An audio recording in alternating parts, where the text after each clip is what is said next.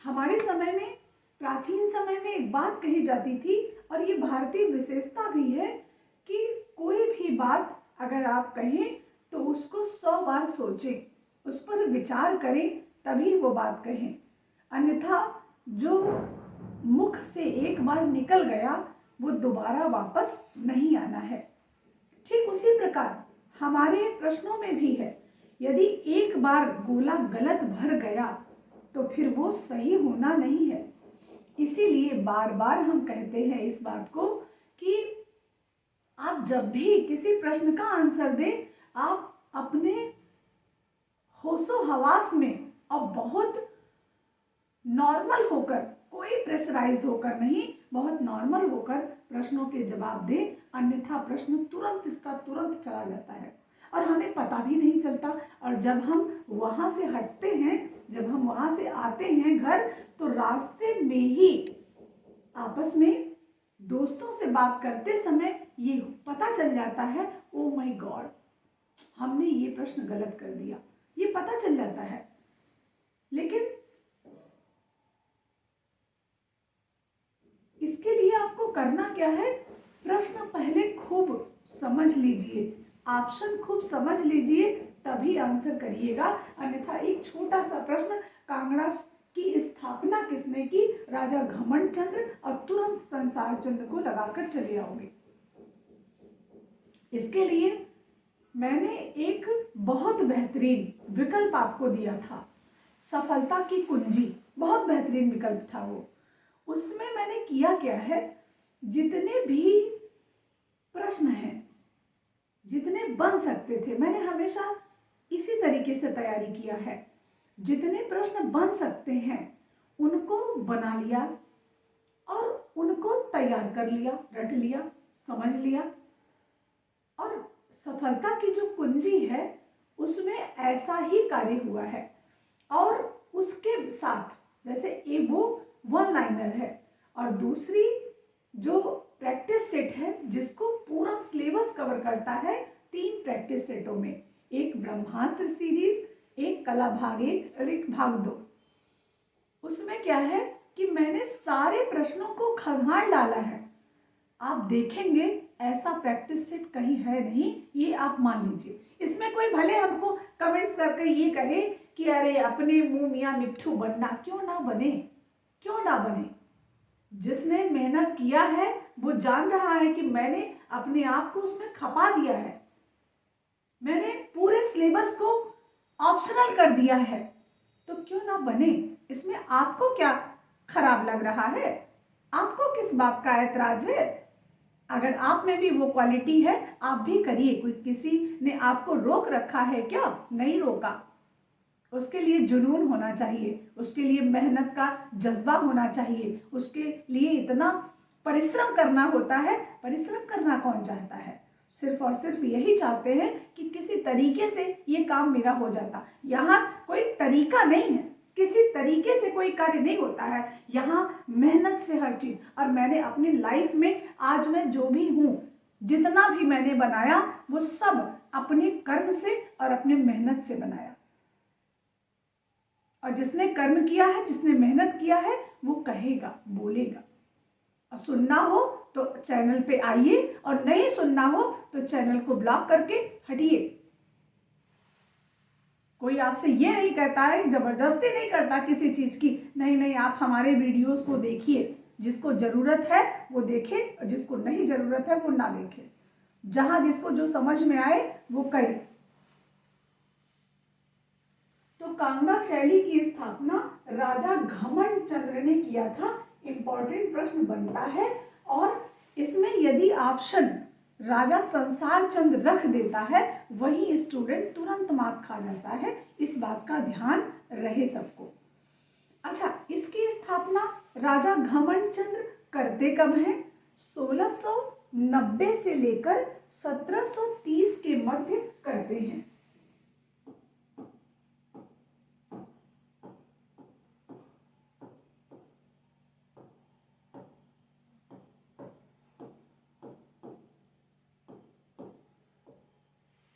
1690 से लेकर 1630 के मध्य इसकी स्थापना हो जाती है।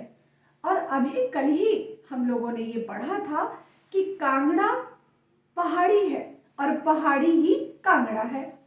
तो इसका मतलब ये हुआ कि कांगड़ा पहाड़ी की सर्वोत्तम शैली है, सबसे प्रमुख शैली है, सबसे इंपॉर्टेंसी रखती है। जैसे अगर हम ऑप्शन और आगे देखें तो जैसे सिंधु सभ्यता में बहुत स्थल है, बहुत हजारों स्थल है, उसमें 2 प्रमुख स्थल, और 2 प्रमुख स्थल में भी एक प्रमुख कौन सा, मोहनजोदड़ो।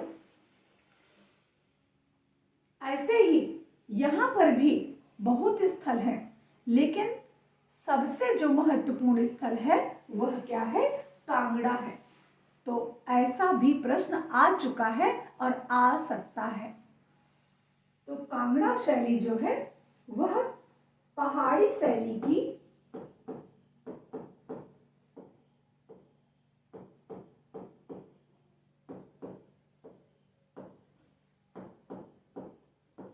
सर्वश्रेष्ठ शैली,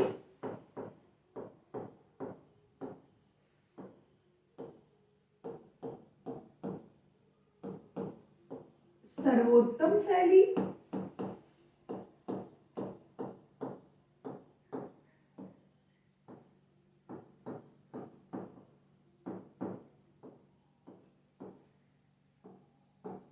या पहाड़ी का दूसरा नाम ही कांगड़ा है।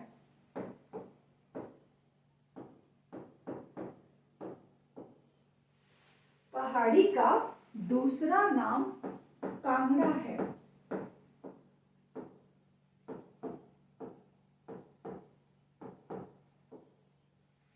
पहाड़ी का दूसरा नाम क्या है, कांगड़ा है। अच्छा प्रश्न यहां से बनता है। तो पहाड़ी शैली का दूसरा नाम क्या है, कांगड़ा है, और कांगड़ा सबसे सुपर है, सबसे बेहतरीन है, सबसे अच्छी शैली है और सबसे महत्वपूर्ण शैली है। लेकिन इसका जन्म किससे हो रहा है, तो इसका जन्म गुलेर से हो रहा है। कांगड़ा का जन्म गुलेर से हो रहा है, लेकिन कांगड़ा को उपलब्धि किससे मिल रही है, कांगड़ा का जन्म गुलेर से हो रहा है राजेश कुमार जी, लेकिन कांगड़ा को उपलब्धि किससे मिल रही है, जन्म भले ही गुलेर से हो रहा है, जैसे राजस्थानी में जन्म हो रहा है अपभ्रंश से, लेकिन उसको प्रसिद्धि मिलती है किससे, मुगल से। ठीक उसी प्रकार पहाड़ी शैली का भी जितना भी शैलियां हैं सबकी जननी गुलेर है, लेकिन सबको प्रसिद्धि मिल रही है मुगल से। क्यों, अब आप इसका हम कहते हैं कि जो भी प्रश्न है हर क्यों का जवाब आर्ट गंगा के पास है। हर क्यों का आप पूछिए कि ऐसा क्यों, ऐसा इसलिए कि कांगड़ा पहले से मौजूद थी, पहाड़ी पहले से मौजूद थी, लेकिन जब औरंगजेब के काल से चित्रकार निराश्रित हुए तो वो कहीं ना कहीं पहाड़ी क्षेत्रों में भी गए, और कांगड़ा तो बाद में आई, 17वीं शताब्दी में आई, लेकिन उसके पहले मुगल आ चुकी थी, मुगल चरमोत्कर्ष पर पहुंच चुकी थी, और वही कारण रहा कि मुगल शैली तकनीकी के मामले में, रेखाओं के मामले में, विषय के मामले में बहुत सुपर थी। और वहां के चित्रकार यहां आए तो निश्चित रूप से इसको भी बलवान किया उन्होंने। इसीलिए कहते हैं कि पहाड़ी शैली के चित्रकार और मुगल शैली के चित्रकार दोनों ने मिलकर पहाड़ी शैली की नींव रखी है, दोनों ने मिलकर रखी है। तो इसका जो जन्म हो रहा है कांगड़ा का, वह जन्म हो रहा है गुलेर से, लेकिन उपलब्धि मिल रही है किससे, या सुपीरियर बन रही है,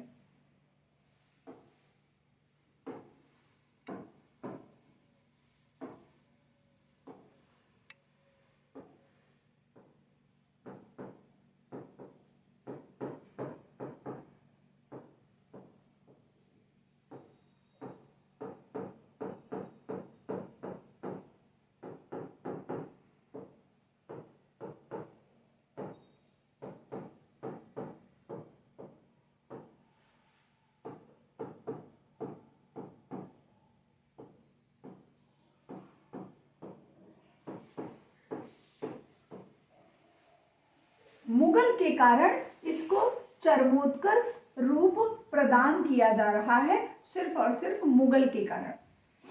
अब इसका अन्य नाम देख लेते हैं। इसका अन्य नाम क्या है? तो कांगड़ा शैली का अन्य नाम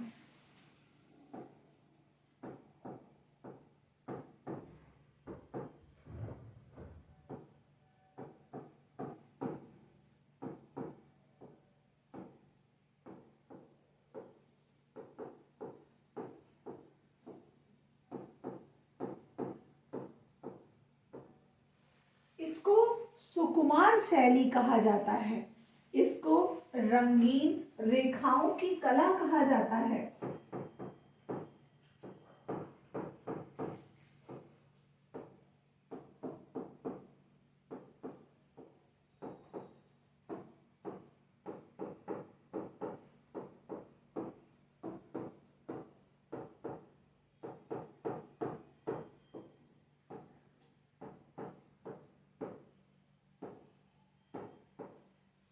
सुकुमार शैली, रंगीन रेखाओं की कला, इसको नारी सुषमा शैली कहा जाता है।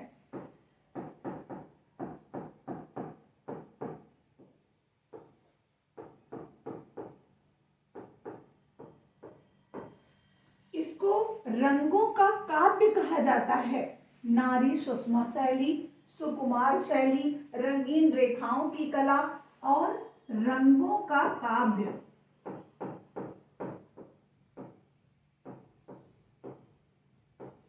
और ये रंगों का काव्य क्यों कहा जा रहा है, इसके विषय में हम आपसे चर्चा कर चुके हैं। रंगों का काव्य सिर्फ और सिर्फ इसलिए कहा जा रहा है कि ये बिल्कुल नेचुरल है, और जो नेचुरल सुंदरता है, जो आंतरिक सुंदरता है, वह बाह्य आडंबर से कहीं लाखों करोड़ों चीजों से भी बहुत सुंदर होती है। अच्छे थंबनेल लगाकर पढ़ाना, अच्छे कंटेंट्स को ना देना और हमेशा छाए रहना और हमेशा कुछ ना कुछ एक वीडियोस डाल देने से सिलेक्शन नहीं हो जाता है। हमेशा याद रखिएगा, सिलेक्शन कैसे होता है पता है? सिलेक्शन होने के लिए जब हम लोगों ने उस समय इतना प्रयत्न किया था, इतना प्रयास किया था, जबकि कुछ नहीं था, कोई ढंग की किताब नहीं थी, कोई चैनल नहीं था, कोई भी कुछ भी ऐसा नहीं था जो कि आपको बता सकता कि गलत क्या है और सही क्या है। कुछ नहीं था। आज तो बहुत कुछ है। आज गूगल से कितनी चीजें हम सर्च करके जान लेते हैं। आज लाखों चैनल हैं जिस पर हम जाकर पढ़ लेते हैं। तब तो कुछ नहीं था। तो तब के कंपटीशन में जब हम लोगों ने अपने आप को खपा दिया, तो आज के कंपटीशन में आपको कितना खपाना है। और इसका जीता जागता उदाहरण हमारे स्टूडेंटों ने 21 में ही देख लिया था। बहुत से बड़े बड़े चैनल के टीचर्स परीक्षा देने गए थे और चयन नहीं हुआ। बहुत से बड़े बड़े, मैं नाम नहीं लेना चाहूंगी, जो आज बहुत बढ़िया बेहतरीन क्वालिटी का बताते हैं कि बहुत अच्छा पढ़ा लेते हैं, 21 में वापस आ गए और मैंने अपनी आंखों से देखा है। और बहुत स्टूडेंट ने देखा होगा। उत्तर प्रदेश में जितने स्टूडेंट हैं, जब अपने जिले में परीक्षा थी तो जिला वाइज सब गए थे देने पेपर और उससे वापस हो गए। अगर आप इतना ही अच्छा पढ़ा लेते थे तो आपने अपना चयन क्यों नहीं करा पाया? अगर यही दिमाग में बैठा लो तब भी गलत रास्ते पे नहीं जाओगे। बाकी इच्छा तुम्हारी है और ये समय बहुत कीमती है, उसके बाद समय भी मिलने वाला नहीं है। तो नारी सुषमा शैली इसको कहा जाता है, रंगों का काव्य कहा जाता है कांगड़ा को। और क्यों कहा जाता है? क्योंकि कोई आडंबर नहीं है, कोई ढोंग नहीं है, जो भी रियलिटी है वो सब चित्रों में दिखाई देती है। कोई रियलिटी, कोई कुछ भी, रियलिटी को छोड़ के कोई आडंबर नहीं है। अब इसका केंद्र देखते हैं, इसके कौन कौन से केंद्र हो सकते हैं कांगड़ा के। कांगड़ा कहां कहां तक पहुंच जाती है? तो कांगड़ा शैली जो है, इसको इसके जो अन्य केंद्र हैं, कांगड़ा शैली के केंद्र,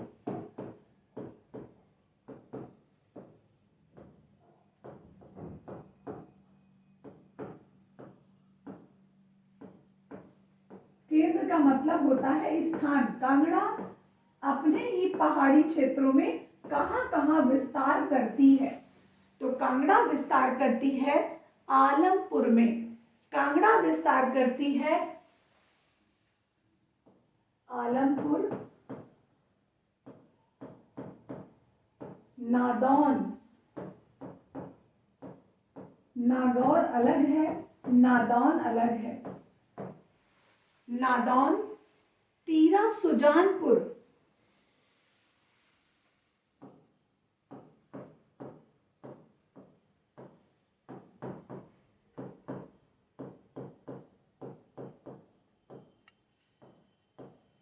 तीरा सुजानपुर, ये इसके केंद्र हैं, ये इसके अन्य स्थान हैं जहां पर ये जाती है, जहां पर ये कार्य करती है।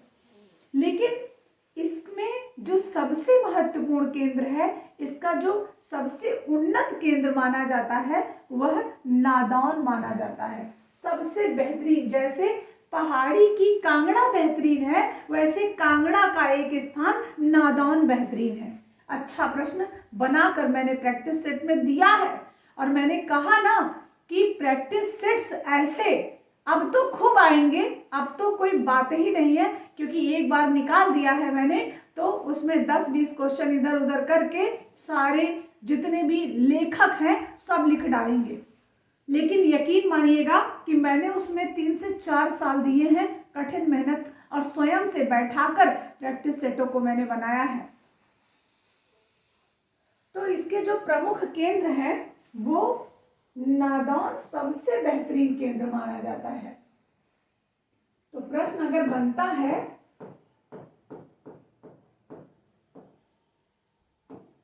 कांगड़ा शैली का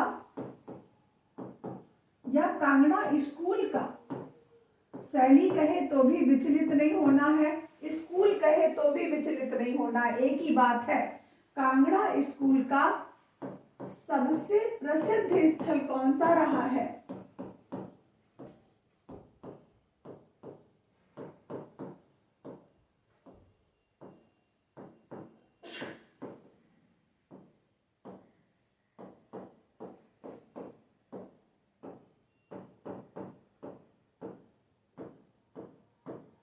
या कहे सबसे उन्नत स्थल कौन सा रहा है? सबसे उन्नत स्थल, सबसे प्रसिद्ध स्थल या सबसे उन्नत स्थल?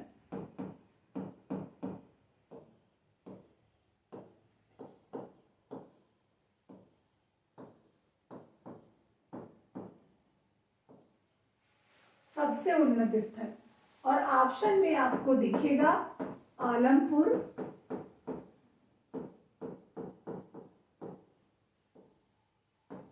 नादौन,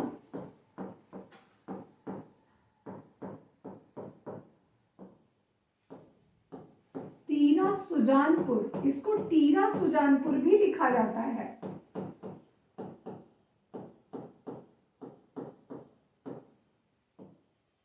तीरा सुजानपुर या टीरा सुजानपुर। तो आपका राइट आंसर क्या होगा? नादौन होगा, ध्यान रखिएगा। अब बात करते हैं इसका एक महत्वपूर्ण कार्य रहा विषय को लेकर, प्रेमाख्यान को लेकर। तो इसे काव्यात्मक एवं गीतात्मक शैली के नाम से भी जाना जाता है।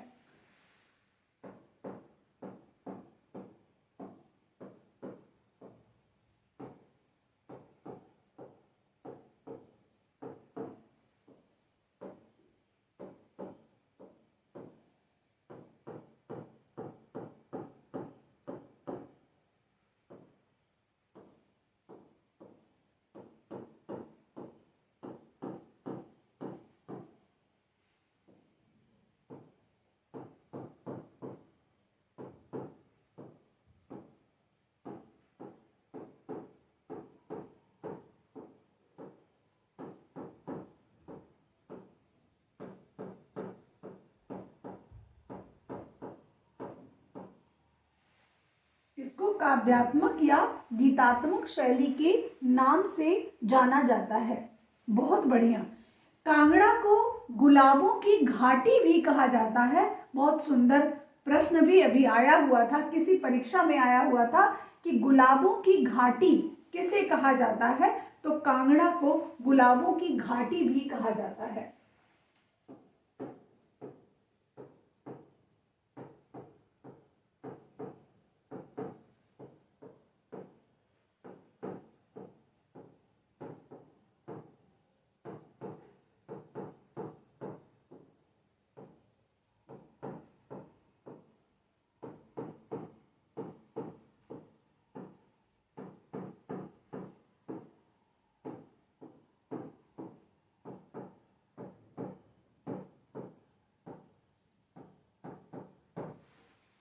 कांगड़ा को गुलाबों की घाटी भी कहा जाता है।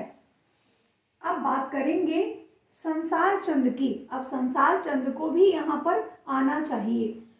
तो कांगड़ा के जो शासक थे वह कचोट राजपूत थे। कौन थे कांगड़ा के शासक? आज स्कूल है। कांगड़ा के शासक राजपूत थे, और राजपूत में भी कौन से राजपूत? कचोट राजपूत। कचोट एक वंश हुआ करता रहा होगा, कचोट वंश या कचोट राजपूत थे, जिसने कांगड़ा को संरक्षण प्रदान किया था। इनके सानिध्य में कांगड़ा फली फूली थी। चित्रकारों को आश्रय प्रदान किया था राजपूत शासकों ने, और राजपूत में भी कौन सा वंश? कचोट वंश। और पूरी शैली को संरक्षण प्रदान करने वाले जो शासक थे वह राजा संसार चंद थे। तो यहाँ पे जो सबसे प्रसिद्ध शासक हुआ चित्रकला शैली के लिए वह हुआ राजा संसार चंद।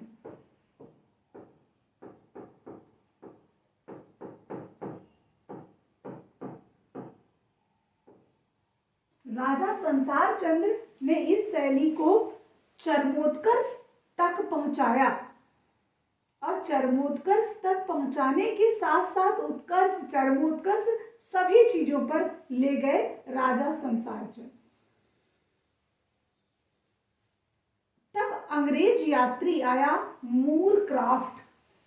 जब यह राजा संसार चंद का समय आया तो इनके शासन काल में एक अंग्रेज यात्री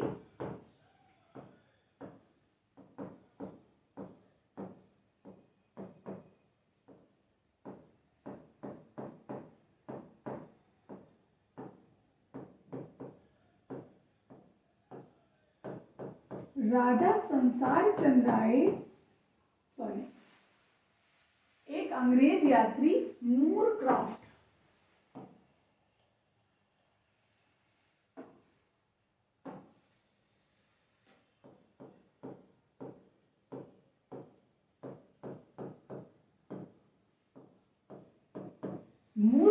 आया, और वह यहाँ की कला शैली को देखकर बहुत प्रभावित हुआ, और कांगड़ा की प्रशंसा अपनी कई पुस्तकों में लिख डाला। तो इसकी भूरी प्रशंसा, भूरी बहुत बहुत प्रशंसा करने वाला एक अंग्रेज यात्री था। उसका क्या नाम था? मूरक्राफ्ट था।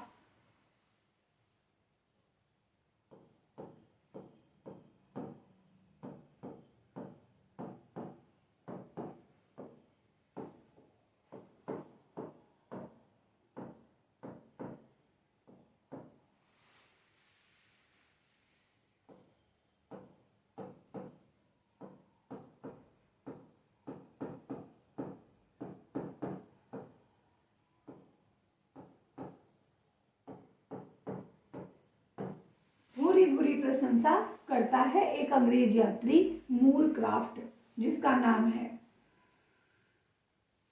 अब यहाँ पर जब यह शैली मुगल कला के कारण, मुगल चित्रकारों के कारण चरमोत्कर्ष पर पहुंचती है,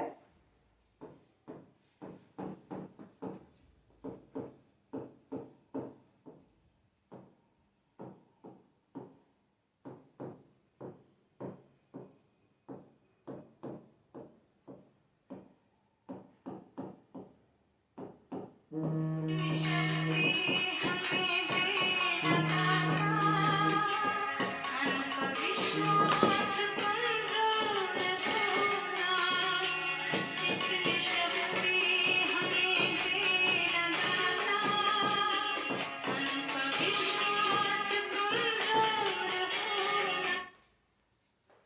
यहाँ पर कौन सा ऐसा शासक रहा होगा, कौन सा ऐसा शासक रहा होगा जिसने कुछ ना कुछ आधार जरूर बनाया होगा, कुछ ना कुछ कार्य जरूर किया होगा, उसी के सानिध्य से यह शैली अपने चरम पर प्राप्त होती है, चरम को जाती है। तो मुगल शासक जहांगीर था।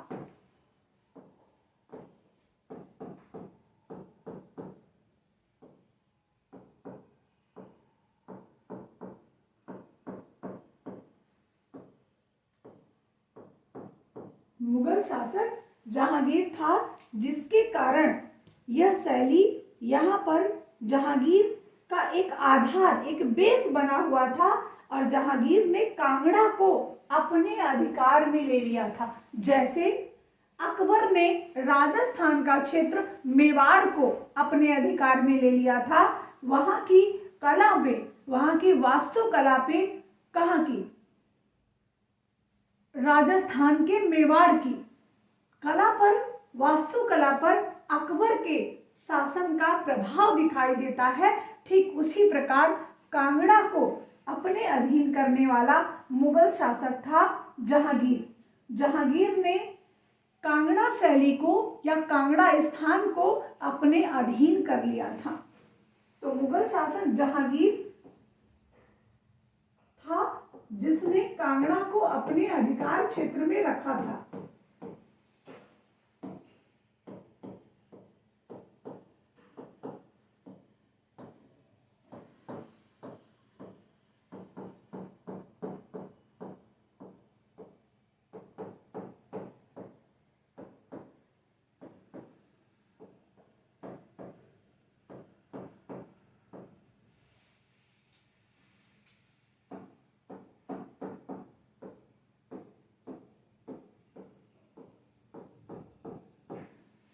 अधिकार क्षेत्र में कांगड़ा को रखा था। अच्छा प्रश्न यहां से भी बन सकता है।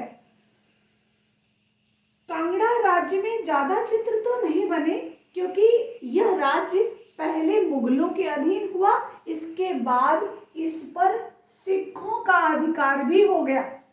तो इस शैली को यदि मुगल चित्रकारों ने चरमोत्कर्ष पर पहुंचाया, तो कहीं ना कहीं इस शैली पर सिखों का और मुगलों का ज्यादा अधीन होना, ज्यादा अधीन कर लेने के कारण यहाँ ज्यादा चित्र ही नहीं बन पाए।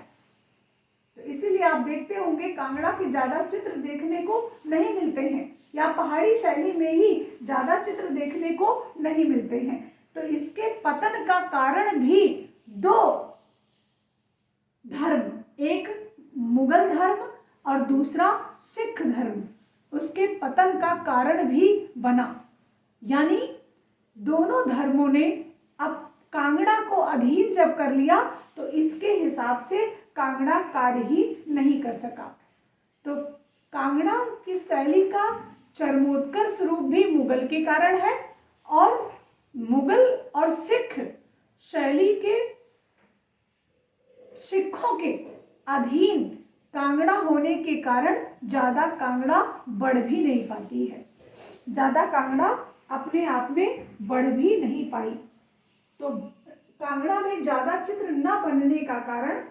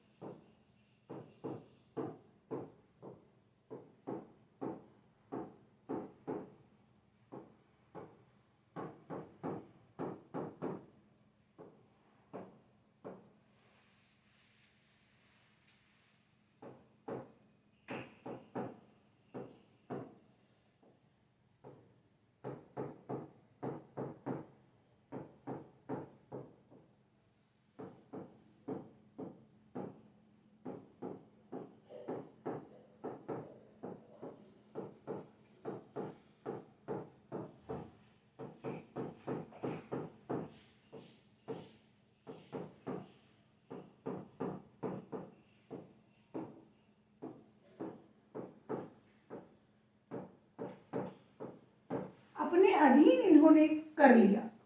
अच्छा प्रश्न यहाँ से भी बन सकता है। मुगल और सिख दोनों ने इस राज्य को अपने अधीन कर लिया। पहले मुगलों ने किया, जब मुगलों से राजपूतों ने युद्ध करके उसको छुड़वाने का प्रयास किया तो सिखों ने अब कांगड़ा को अपने अधीन कर लिया, जिसकी वजह से ये स्वतंत्र रूप से चित्रकारी न कर सके। कांगड़ा शैली का जो विस्तार रहा वह हिमाचल में, पंजाब की पहाड़ियों में जन्म हुआ और यह शैली गढ़वाल से लेकर कश्मीर तक बढ़ती है। इसीलिए आपने देखा होगा कि पहाड़ी शैली का एक हिस्सा कश्मीरी शैली भी है।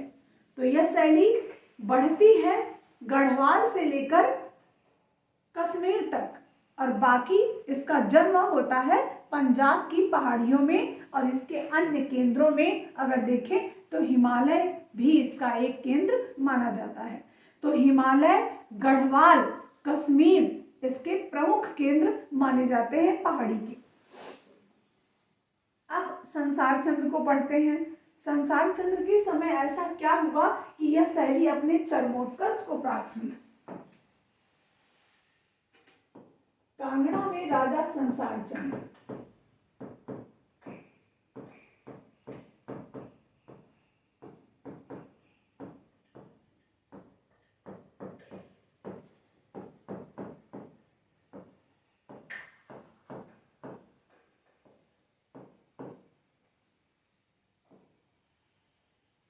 कांगड़ा में राजा संसार चंद्र का क्या रोल रहा, सबसे पहले जानेंगे कि संसार चंद्र क्या थे। एक राजा थे कांगड़ा में। कांगड़ा में एक शासक थे, एक राजा थे संसार चंद्र। लेकिन संसार चंद्र राजा के साथ साथ एक अच्छे लेखक थे, एक अच्छे कवि थे और एक अच्छे चित्रकार भी थे। अभी प्रश्न आया था कि दक्षिणी शैली की कौन सी महिला शासक या शासिका जो कि स्वयं चित्रकर्ती भी थी।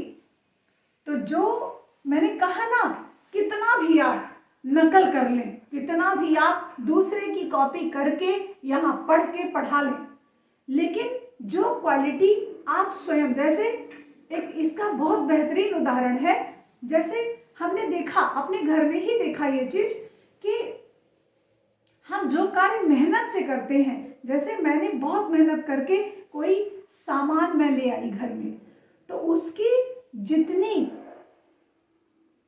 देख रेख, जितना केयर हम करेंगे दूसरा नहीं करेगा। जानते हैं क्यों?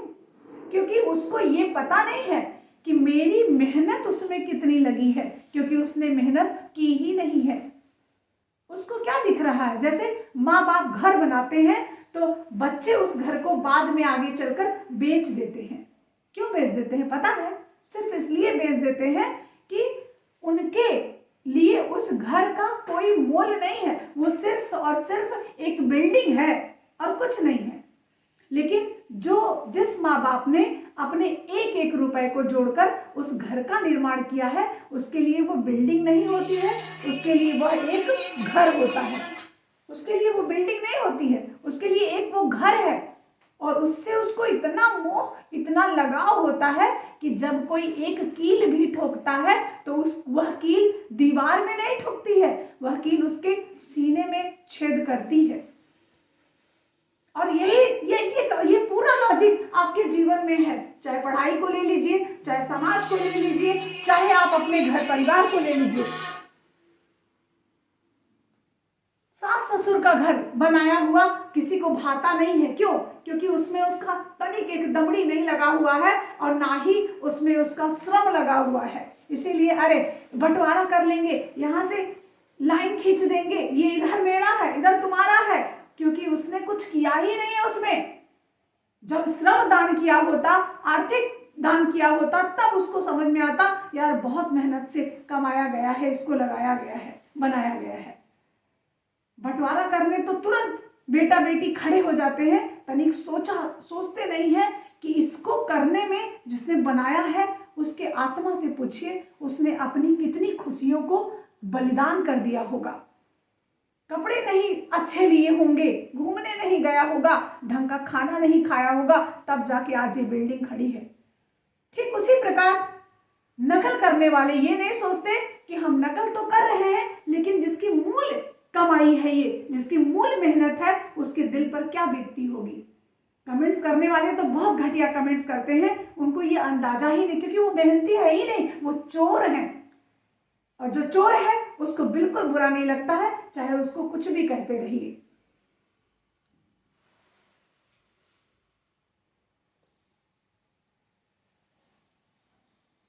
ठीक उसी प्रकार यहां पर भी है।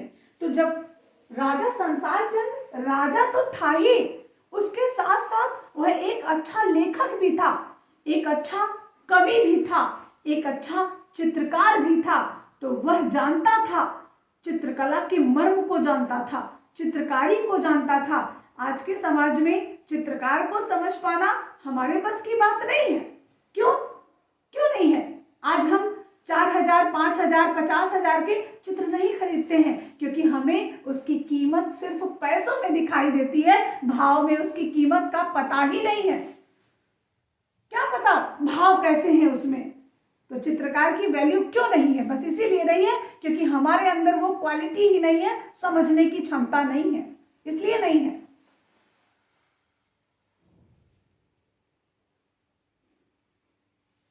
तो राजा संसार चंद जब स्वयं एक लेखक है, एक चित्रकार है, एक कवि है, तो निश्चित रूप से चित्रकारी को समझेगा।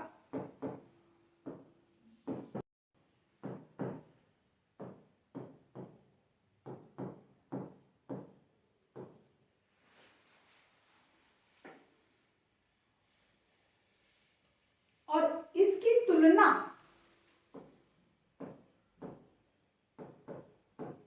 हातिम से की जाती है,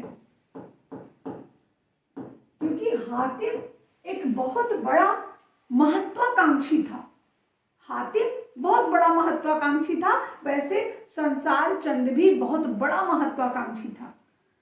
क्यों? इतने तो शासक हुए मुगल में, बाबर हुआ, हुमायूं हुआ, शाहजहां हुआ, औरंगजेब हुआ, जहांगीर हुआ। जहांगीर के शासनकाल में चित्रकला चरम पर प्राप्त हो गई, लेकिन विक्रमादित्य से तुलना अकबर की ही की गई। जानते हैं क्यों? क्योंकि अकबर सब चीजों को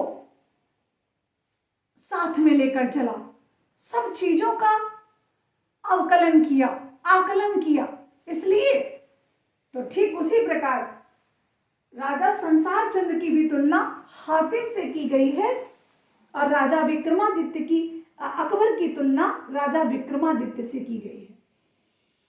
दरबार में जब भी कोई आता था तो राजा संसार चंद कहते थे कि ऐसा एक कोटेशन होना चाहिए जो यह कहे कि लाहौर परापत हो।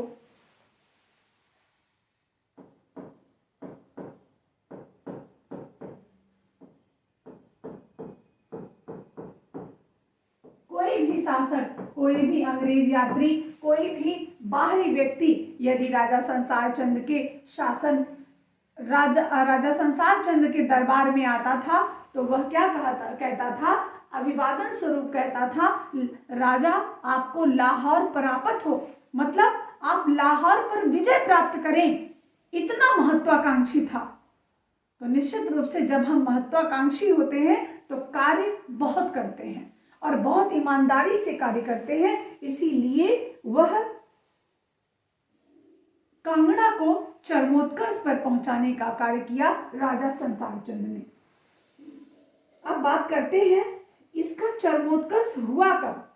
तो राजा संसार चंद्र के समय को अगर देखें तो कांगड़ा का चरमोत्कर्ष जो होता है वह, कांगड़ा का चरमोत्कर्ष होता है 1786 से लेकर 1805 के मध्य।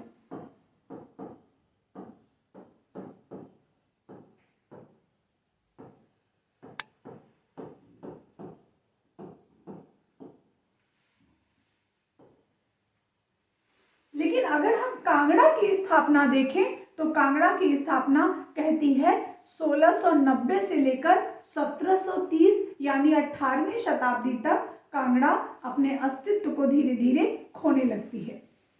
अब जैसा ऑप्शन रहे आप वैसा उत्तर कर सकते हैं। और ये प्रश्न बहुत पहले यानी सन 2001 या 2 में आया हुआ था। अब चीजें बहुत बदल गई हैं।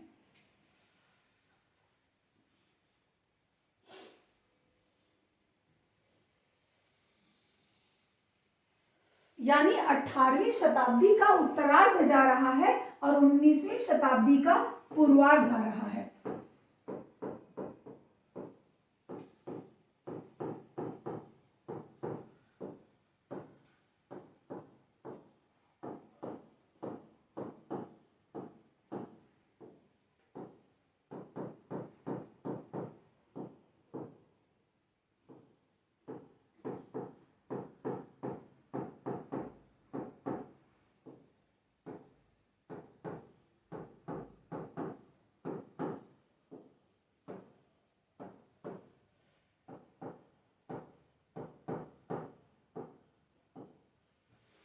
पूर्वार्ध आ रहा है। अच्छा प्रश्न यहां से भी बन चुका है, आ सकता है।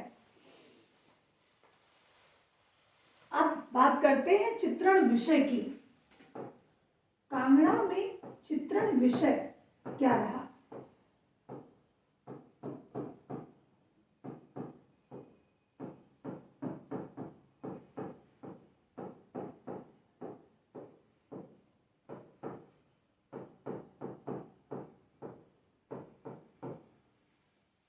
कांगड़ा शैली में जो चित्रण विषय रहा वह सबसे ज्यादा 95% क्या रहा?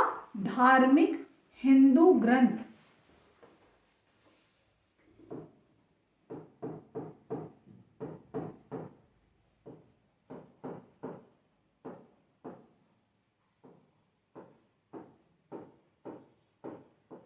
धार्मिक हिंदू ग्रंथ रहे सबसे ज्यादा।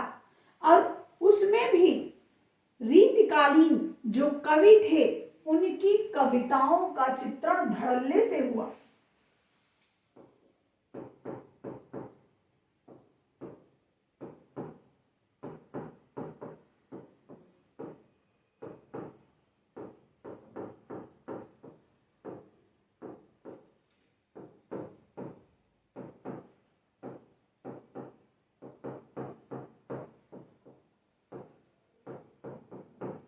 और इसके साथ साथ कुछ सबीहें भी बनी, तो दरबारी दृश्य भी अंकित किए गए, लेकिन उतना नहीं जितना राजस्थानी में हुआ।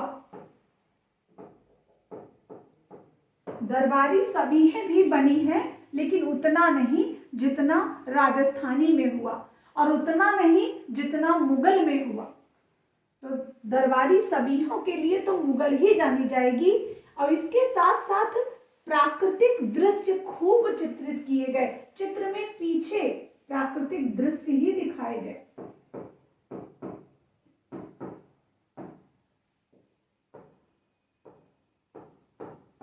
चित्र में पीछे मतलब पृष्ठभूमि में खूब बढ़िया बढ़िया प्राकृतिक दृश्यों का अंकन हुआ।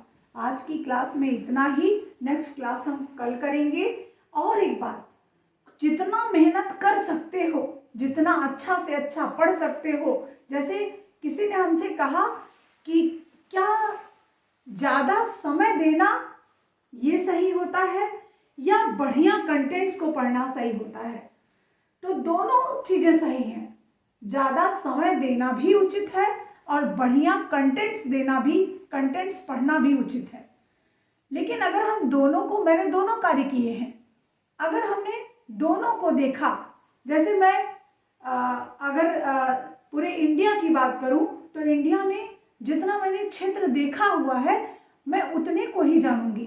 अगर कोई हमसे पूछे कि अमेरिका में ठंड पड़ती है या गर्मी पड़ती है, तो कोई शॉर्ट्स देख के, कोई यूट्यूब वीडियोस को देख के हम जान तो गए, लेकिन हम ये नहीं बता सकते कि वह ठंड वहाँ पर कब पड़ती है और गर्मी कब पड़ती है। ये हमें बिल्कुल भी ज्ञान नहीं है। तो ज्ञान तभी उसको कहा जाता है जब हम उसमें निपुण हों, जब हमें ये पता हो कि हाँ फरवरी, जनवरी, दिसंबर ये सब ठंड के महीने हैं, तब हमें पता चलेगा कब, जब हम उसमें उसको जिएंगे। और कला को जब आप जिएंगे तब आप बेहतरीन परफॉर्मेंस कर सकते हैं। बाकी कह देने से आप बेहतरीन परफॉर्मेंस कभी नहीं कर सकते हैं। और ये कला की ही बात नहीं है, ये पूरी रियल लाइफ की भी बात है। तो मैं दो चीजों को आपको कहूंगी। एक तो अभी जो समय है, अभी समय ये है कि जितना रिवीजन कर सकते हो उतना रिवीजन करो। रिवीजन में करना कैसे होता है? रिवीजन एक बार पढ़ लिया और दूसरा रटना सबसे इंपॉर्टेंट चीज रखता है। अगर आप तैयार नहीं है, आपको रटने का मतलब याद नहीं है, तो कैसे आप उत्तर दे सकते हैं? और जब ये इसमें घंटा उंटा की बात नहीं है, चाहे 4 घंटा पढ़ो चाहे 6 घंटा पढ़ो, सबकी अपनी अपनी मेमोरी है, सबकी अपनी अपनी दिमाग की कैपेसिटी है। आप कितने कम समय में कितने ज़्यादा समय में गेन कर पाते हैं, ये सबकी अपनी अपनी बुद्धि है। जैसे कुछ लोग कमेंट्स बहुत अच्छे करते हैं और कुछ लोग ऐसे कमेंट्स करते हैं जिनको देखकर ये लगता है कि ये टीचर बनने का लायक है, नहीं है।